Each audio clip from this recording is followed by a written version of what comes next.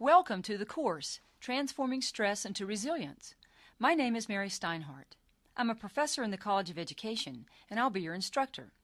The course consists of 4 sessions. Each session will take about 45 minutes to complete. I'm going to teach you what I've been learning myself. About 20 years ago, I started having pain in my chest, and it really scared me. It also frustrated me. I thought, I'm a professor in health education. I know how to take care of myself. I had run 3 marathons, I was eating healthfully, and I didn't smoke or drink, so I couldn't believe my chest was hurting. During this same time period, I was fortunate enough to meet Dean Ornish, the famous cardiologist who's done a lot of research on reversing heart disease. I also met Ken Pelletier, a professor in the School of Medicine at Stanford University. Both of them explained to me the diagram you see on the screen. What we know about heart disease, they said, which is the #1 killer in the U.S., is that despite all the wonderful research that has been done, we can only predict with about 40% accuracy who will develop heart disease.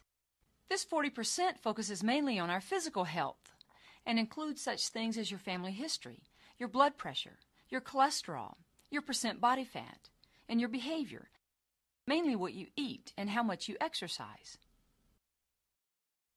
What fascinated me was when they explained that if we only know 40% of what may account for heart disease, then there's 60% we don't know.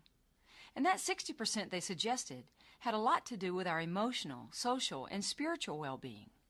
As Dean Ornish says, perhaps the reason we have so many bypass surgeries in this country is that Americans have literally bypassed the heart. I hope this course will help you open your heart as well as your mind and be the beginning of a journey towards greater satisfaction for you in your life. Now I should tell you, and I think you'll agree with me, if we had our way, our lives would be wonderful all the time. No disappointments, no frustrations, no contradictions, and no sorrows. In fact, our American culture has romanticized life, causing us to think something is wrong if our life is not wonderful all the time. But the reality is, life is complicated. Life is hard.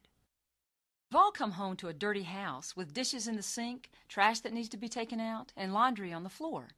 And I'm sure we've all wished that some fairy godmother would come along, wave a magic wand, and the place would suddenly appear spotless without us lifting a finger. The fairy godmother I wish for also cooks dinner and gives daily massages. Yet we know this isn't going to happen no matter how hard we wish for it. The only way that house is going to get clean is if we load the dishwasher and throw the laundry in the washing machine. We may be able to find some shortcuts, like hiring someone to help clean the house now and again, or sending the laundry off to the dry cleaners, but most days we just have to do what it takes to get the job done. Truth is, we're our own fairy godmother, and we know best how to make our wishes come true.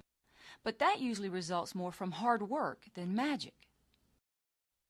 I'm sure you don't need anyone reminding you of the frustrations and disappointments you've experienced in life. Some days you probably felt like quitting.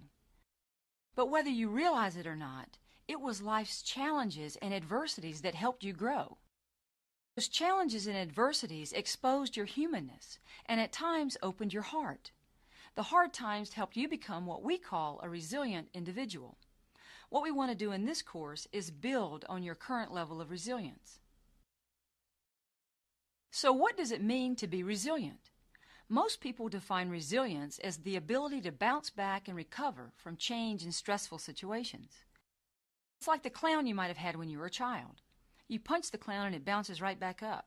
You punch it again and it bounces up again. Or picture a large, beautiful tree that has been deeply rooted in the ground for more than 100 years.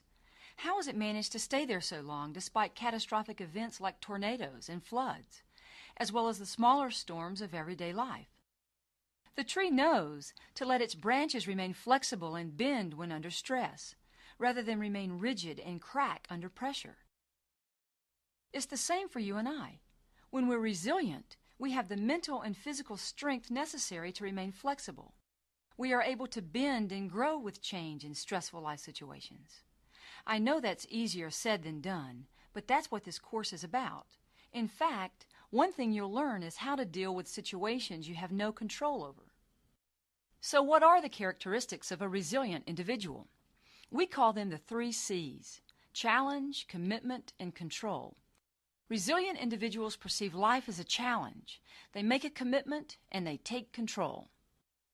For resilient individuals, change is a natural part of life. Change is normal. Resilient individuals perceive change in stressful situations as a challenge rather than a threat. They're opportunity-driven rather than danger-driven. Resilient individuals also are committed. They are deeply involved in meaningful projects, at work and at home, rather than being alienated out of fear, boredom, or uncertainty. They have a strong value system and are genuinely committed to the people and activities in their lives. Finally, resilient individuals have a sense of control, and their behavior reflects the belief that they're in charge of their life. They believe they have the power to influence and make things happen. Their locus of control is internal. Their power comes from within, rather than giving their power away to others and feeling like a victim. So to summarize, resilient individuals perceive change in stressful situations as a challenge. They make a commitment and they take control. It's not that these individuals don't have stress in their lives. They do. It's just that what they choose to think and how they choose to respond in stressful situations is different.